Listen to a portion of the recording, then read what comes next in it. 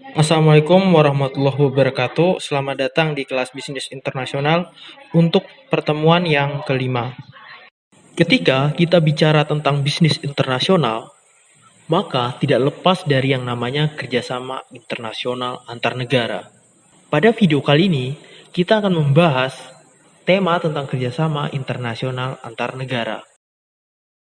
Diawali dengan munculnya General Agreement on Tariff and Trade. Tujuan dari hal ini adalah untuk menciptakan lembaga ketiga untuk menangani sisi kerjasama perdagangan ekonomi internasional yang nantinya akan bergabung dengan Bank Dunia dan IMF. Lebih dari 50 negara berpartisipasi untuk menciptakan organisasi perdagangan internasional yang dikenal dengan sebutan International Trade Organization atau yang disingkat dengan AITO. Pada perundingan pertama, menghasilkan 45.000 konsensi, paket gabungan antara aturan perdagangan dan konsensi tarif yang biasa dikenal dengan istilah GATT. Setelah perundingan awal di Jenewa, GATT melakukan lebih dari 7 kali perundingan yang berakhir dengan penciptaan WTO atau World Trade Organization di perundingan yang ke-8 di Uruguay.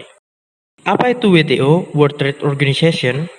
WTO adalah sebuah organisasi internasional yang menetapkan aturan untuk perdagangan internasional melalui konsensus di antara negara-negara anggotanya.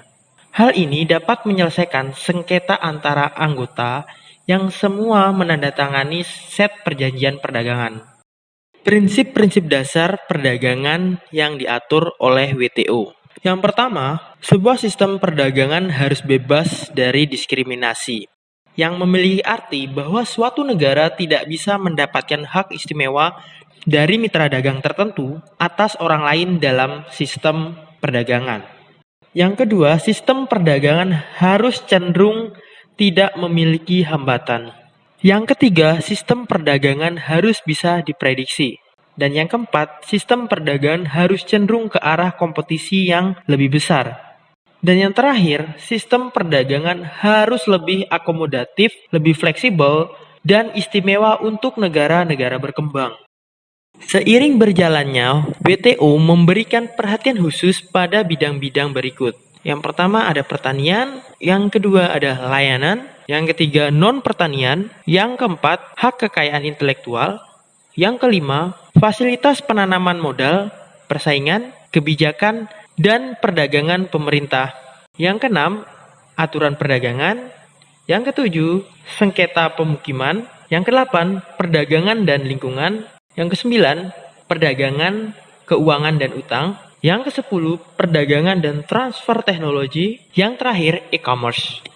Kemudian, ada beberapa peranan WTO di era globalisasi. Yang pertama, mendukung pelaksanaan, pengaturan, dan penyelenggaraan persetujuan yang telah tercapai untuk mewujudkan sasaran perjanjian tersebut. Yang kedua, sebagai forum perundingan bagi negara-negara anggota mengenai perjanjian-perjanjian yang telah dicapai beserta lampiran-lampiran termasuk keputusan-keputusan yang nantinya di kemudian hari diperundingkan. Yang ketiga, mengatur pelaksanaan ketentuan mengenai penyelesaian sengketa perdagangan. Yang keempat, mengatur mekanisme peninjauan kebijakan di bidang perdagangan. Yang kelima, menciptakan kerangka penentuan kebijakan ekonomi global bekerjasama dengan IMF dan World Bank, serta lembaga yang terafiliasi lainnya.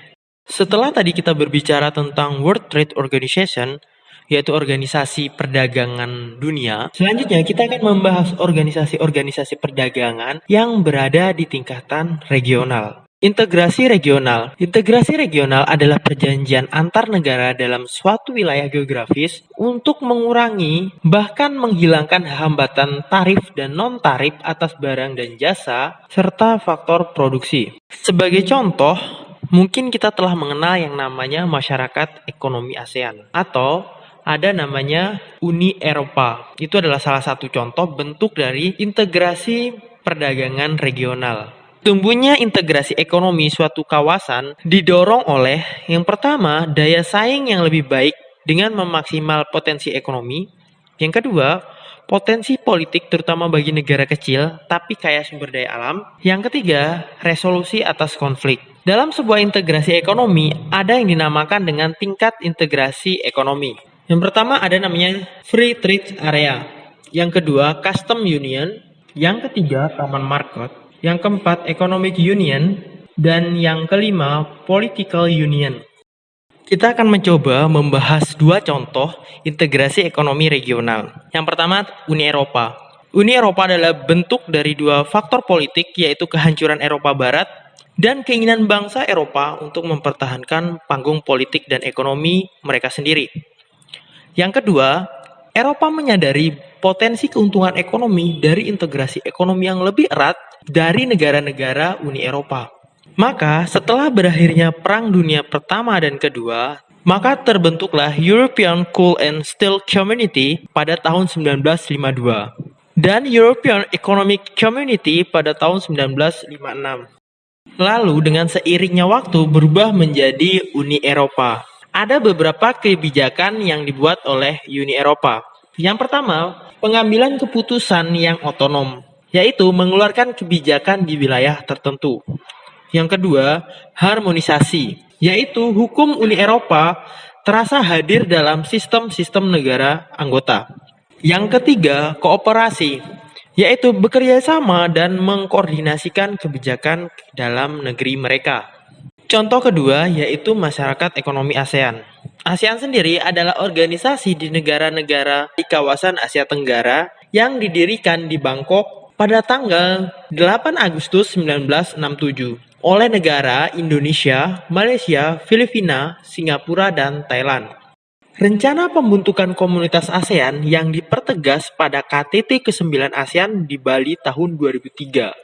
Lalu ada KTT ASEAN 12 di Cebu, Filipina pada tahun 2007 untuk mempercepat komunitas ASEAN.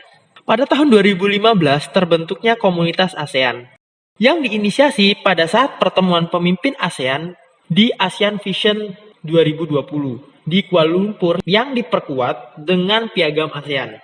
Tujuan ASEAN sebagai komunitas yang berpandangan maju, hidup dalam lingkungan yang damai, stabil dan makmur, serta hubungan kemitraan. Komunitas ASEAN memproklamirkan 3 pilar. Yang pertama, komunitas keamanan ASEAN. Yang kedua, komunitas ekonomi ASEAN. Dan yang ketiga, komunitas sosial budaya ASEAN.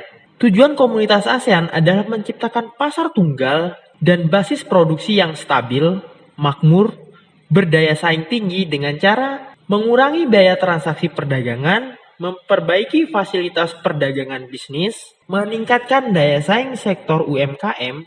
Pada ASEAN Economic Community tahun 2015, ada 12 sektor prioritas. 7 sektor barang, yaitu industri pertanian, peralatan, elektronik, otomotif, perikanan, industri berbasis karet, industri berbasis kayu, tekstil, dan 5 sektor jasa, transportasi udara, pelayanan kesehatan, pariwisata, logistik, dan industri teknologi informasi. Sekian video kali ini. Terima kasih telah menonton. Sampai jumpa pada video berikutnya.